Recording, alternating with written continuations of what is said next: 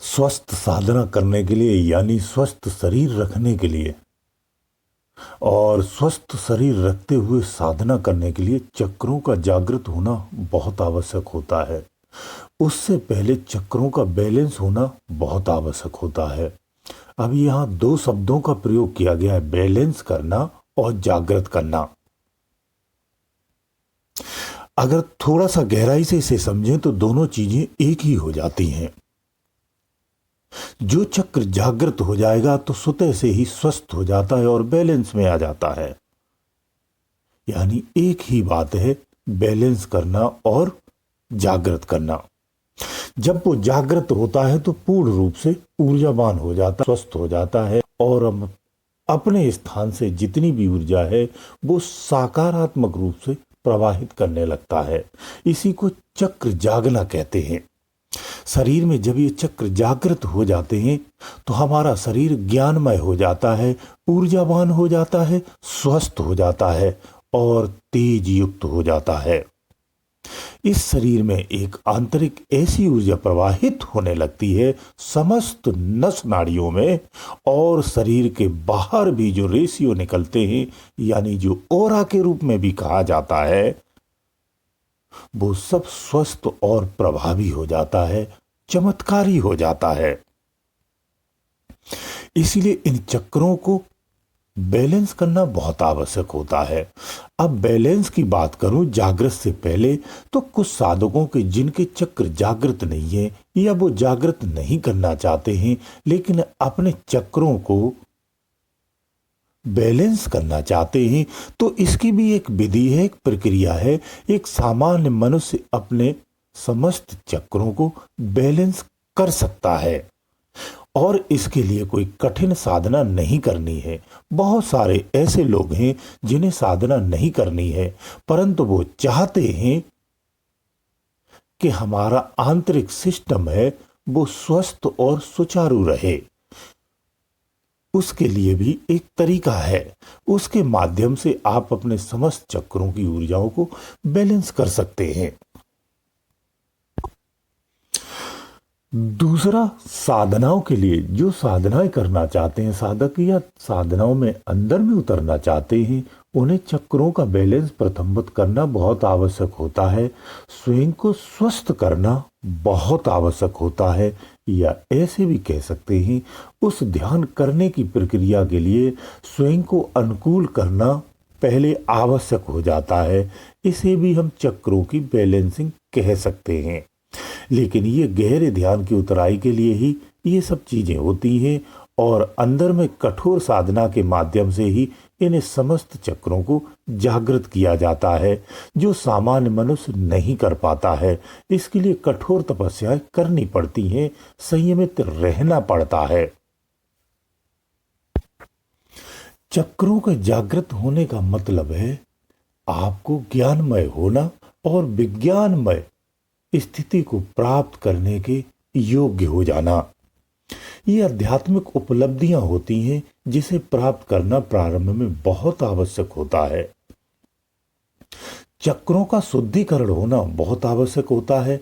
जब तक हमारे चक्र शुद्ध नहीं होते हैं, इनका शुद्धिकरण नहीं होता है, इनका बैलेंस नहीं बनता है, तब तक भजन भी नहीं हो पाता है।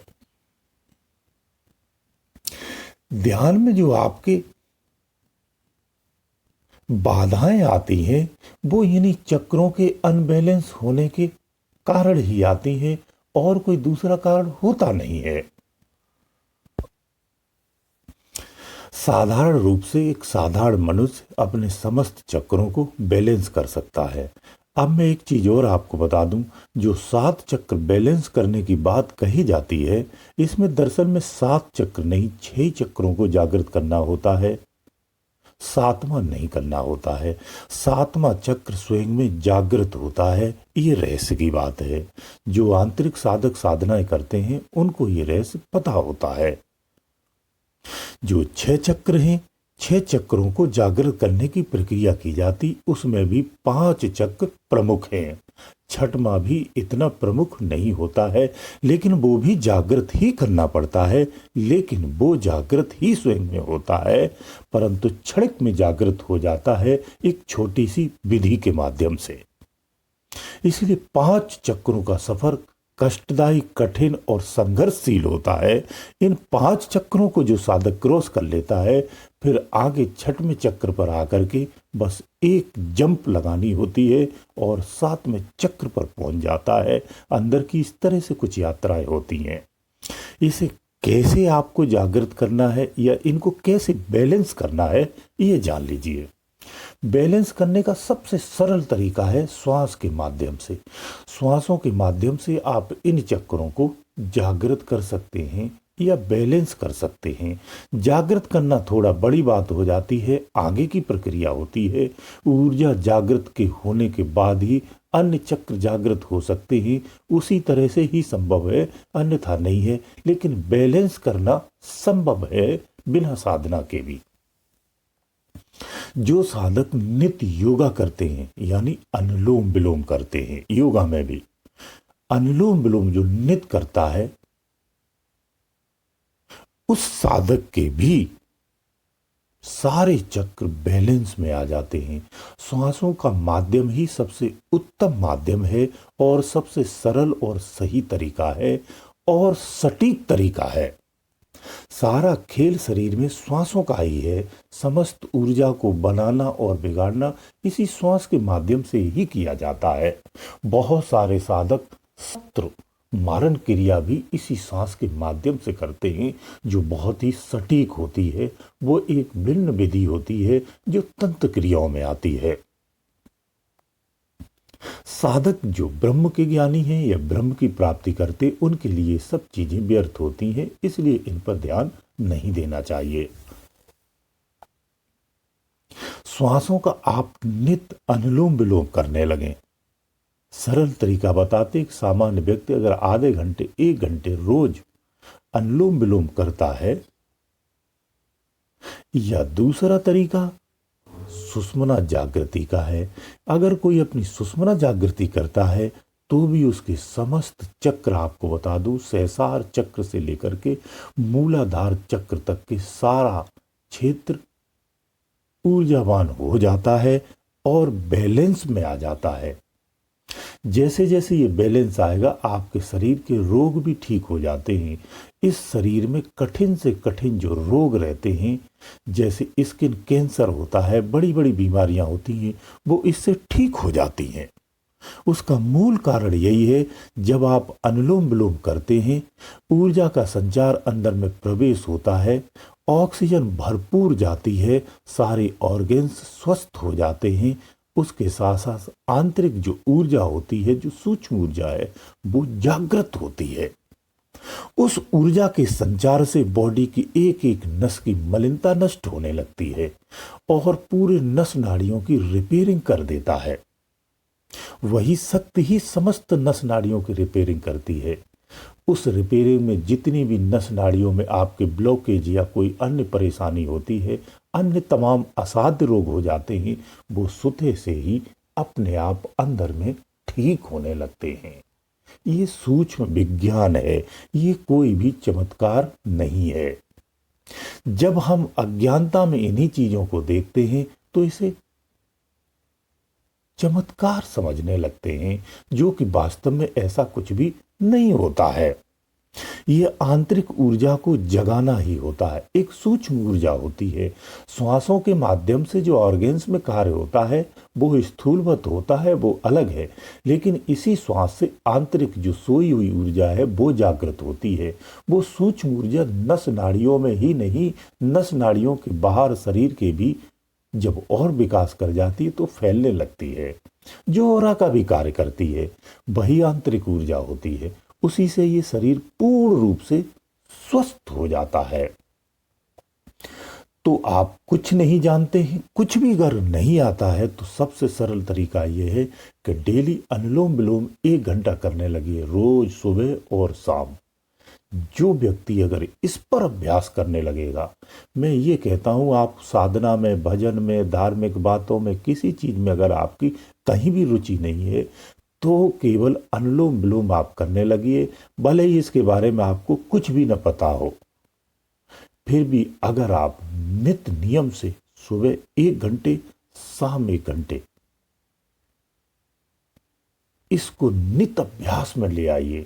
दूसरा, आप अपना जो भोजन है, भोजन को हमेशा इतना करिए कि कम से कम 1 रोटी का भूखा रहना चाहिए। ये आम साधारण व्यक्ति की बात है। ओवर भोजन कभी नहीं करना चाहिए, वो 1000 रोगों को पैदा करते हैं, वो पशुवत भोजन होता है। भोजन हमेशा इतना होना चाहिए कि जो हमारी क्षमता है उससे कम से कम 10% कम ही होना चाहिए। आपका शरीर हमेशा स्वस्थ रहेगा, ये गारंटी है। जो साधक या जो व्यक्ति या जो भी सामान्य व्यक्ति है, स्वादिष्ट भोजन लेकर के अनाप शनाप और कुछ भी खाते हैं, ऐसे जीवन में उनके शरीर कभी स्वस्थ नहीं रहते हैं। वो तमाम रोगों से, वो शारीरिक रोग और मानसिक रोग, दोनों रोगों से ग्रसित हो जाते हैं और उन्हें पता भी नहीं होता है।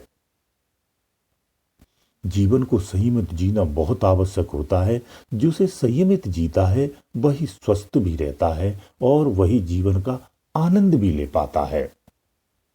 श्वासों के माध्यम से ही इन चक्रों का बैलेंस किया जा सकता है। सुषुम्ना को आपको जगाना है तो सुषुम्ना की जगाने की विधि मैंने पूर्वत में बता रखी, आप वहां से सीख सकते हैं। उस माध्यम से भी आप जगा सकते हैं। नहीं तो मुझे अनुलोम विलोम सबसे अच्छा दिखता है कि आप अपने बिस्तर पर भी बैठ करके सुबह उठ करके वहां कर सकते हैं, या फिर आप अलग से कर सकते हैं। ये बहुत सहज है, हर उम्र के करना चाहिए। अपने छोटे छोटे बच्चों को बचपन से ही अनुलोम विलोम सिखाना चाहिए, करवाना चाहिए।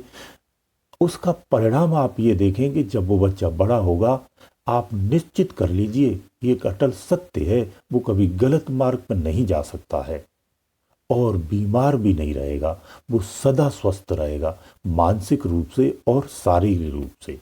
इसलिए अनुलोम विलोम ये बहुत अच्छी पद्धति है, इसे रोज करना चाहिए और सभी को अपनाना चाहिए। अनुलोम विलोम करने के लिए बैठ के ही करना है ऐसा कोई नहीं है, आप चेयर पे भी बैठ के कर सकते हैं। खासकर बुजुर्गों को बहुत समस्या आती है, पलथी मार के नहीं बैठ सकते हैं, तो वो चेयर पर बैठ करके इसे कर सकते हैं। ये सामान्य बात है, लेकिन ईमानदारी से करना चाहिए। जब आप अनुलोम विलोम करें तो इस तरह से करें कि आपका शरीर उससे प्रभावित हो। हल्का हल्का ऊपर ऐसे ही लोग कर लेते हैं, उससे कुछ नहीं होता है। शरीर को प्रभावित करना चाहिए, इतनी ऊर्जा अंदर में जानी चाहिए, सांस को इतना तेजी से अंदर में ले जाना चाहिए, इकट्ठा करना चाहिए, रोकना चाहिए, फिर बाहर निकालना चाहिए। ये प्रक्रिया से जब आपका शरीर थकेगा, यानी वो आपकी सांस की प्रक्रिया से प्रभावित है, उसे थकना चाहिए, पस्त होना चाहिए, इतनी तेजी से आपको करना चाहिए।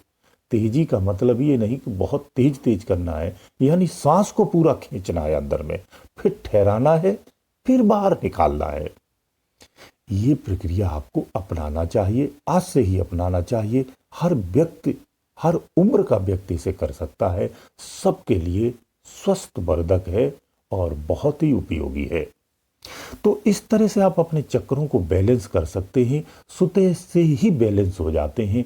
अगर अनुलोम विलोम आप 1 माह तक लगातार कर दें तो आपके सभी चक्र बैलेंस में आ जाते हैं। और थोड़ी अगर आपकी प्रक्रिया हल्की रहती है तो 2 माह लगते हैं, इससे अधिक समय लगता नहीं है।